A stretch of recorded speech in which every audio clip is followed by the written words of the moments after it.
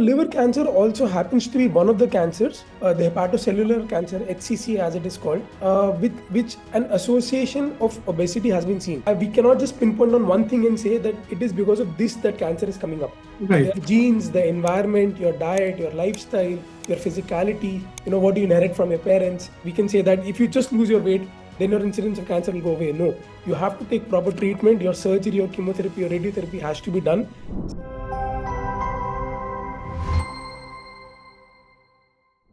Thank you, Dr. Pranav, for joining us and giving us your valuable time and being part of this discussion.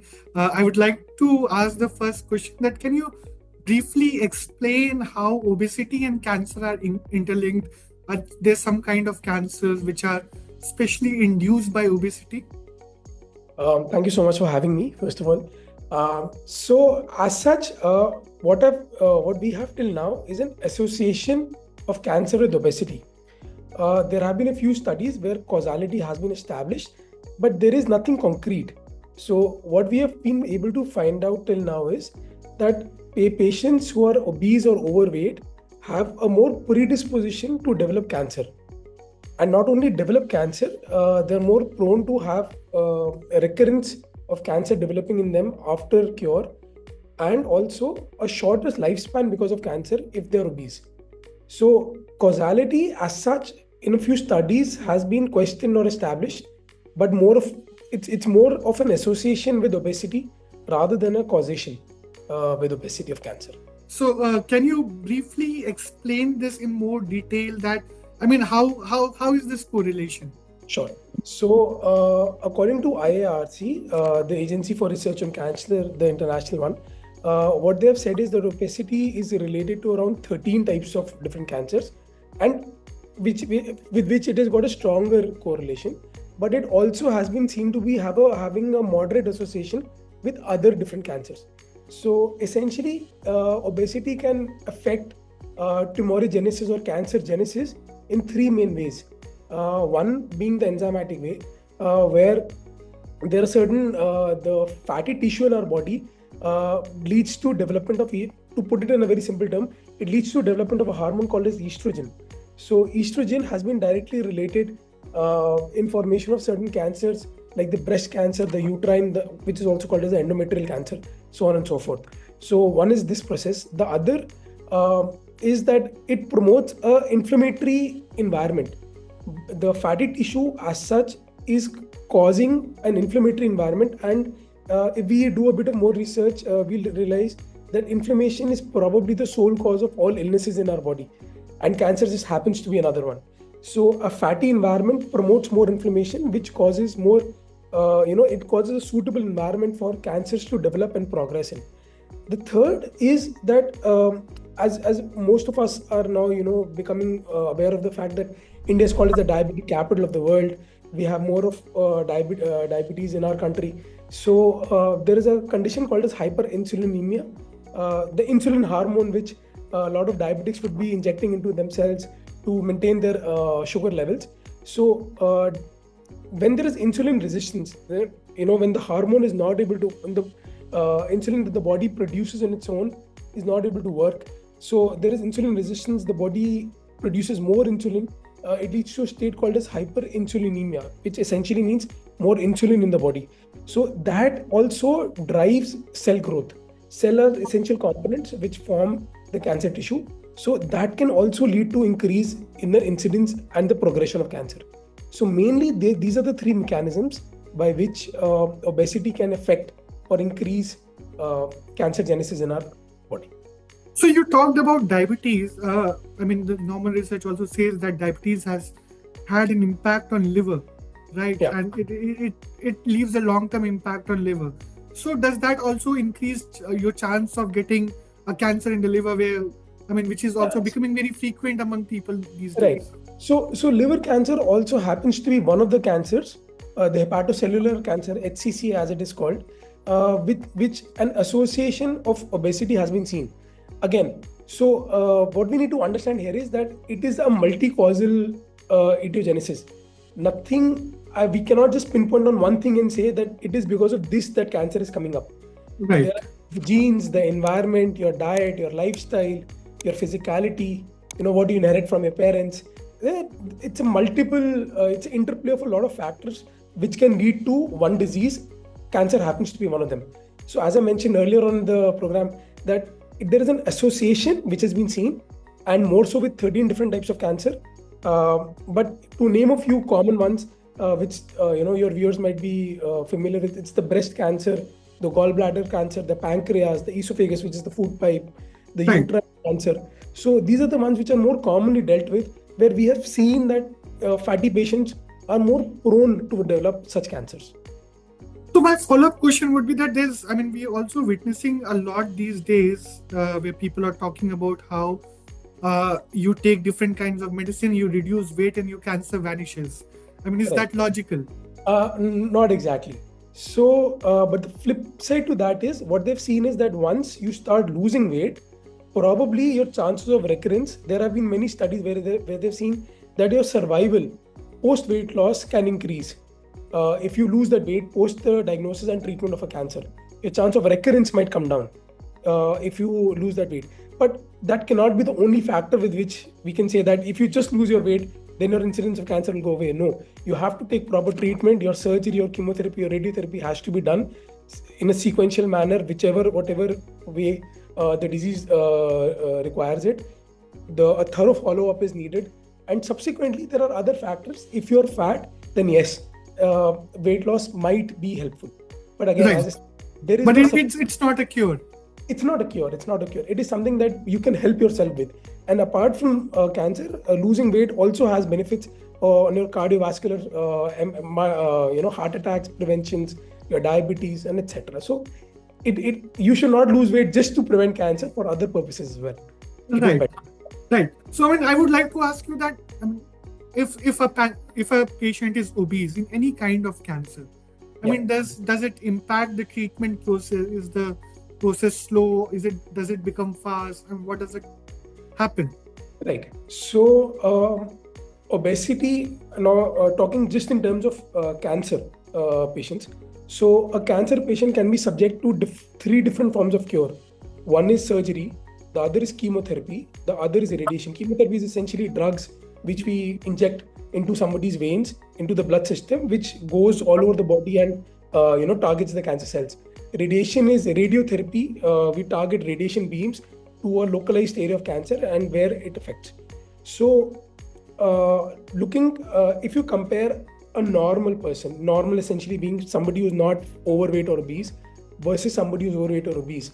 So, in all three aspects, fat sort of plays a bad hand in, detrimental is a detrimental factor in your treatment process. It makes your surgery more difficult. Definitely, as a surgeon, I know it. It is always difficult for me to operate on a fatty patient, right? Chemotherapy effects, they are known to be lesser in patients who are fatty. There is a thing called as probably medical oncologist would be a better person to talk about this, but there's a thing called as a dose capping phenomenon. So usually your chemotherapy drugs are given per kg of body weight, but Yes. also there is an upper limit of the drug that you can give. So there is a phenomenon of dose capping. They've also seen that patients who have excess fat, the chemotherapy drug is metabolized faster in the fat itself, and it's not able to act on the cancer that much. Radiation also, they've seen that excessive interface of fat between the radiation beams and the target organ also leads to decreased potency of the radiation. So overall, it is something that is detrimental to your health mainly, and also to your treatment.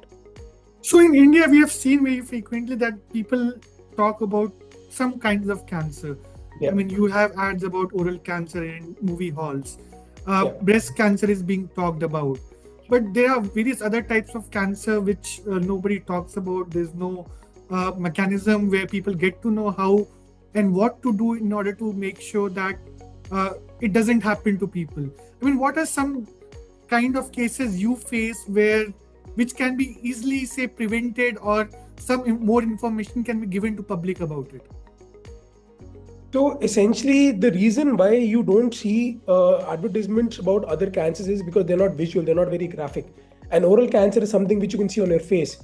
So it is easier for the public to be, made aware of. But when it comes to even for a breast cancer, somebody who's lost a breast, there is bodily disfigurement. So again, it's very visible. So again, people are more aware. But when it comes to cancer, for example, a gallbladder cancer, a pancreatic cancer, it is something which is taking place deep inside your body, and patients will not be aware. So another thing what we need to look at is that what strata of society are we subjecting this intervention to?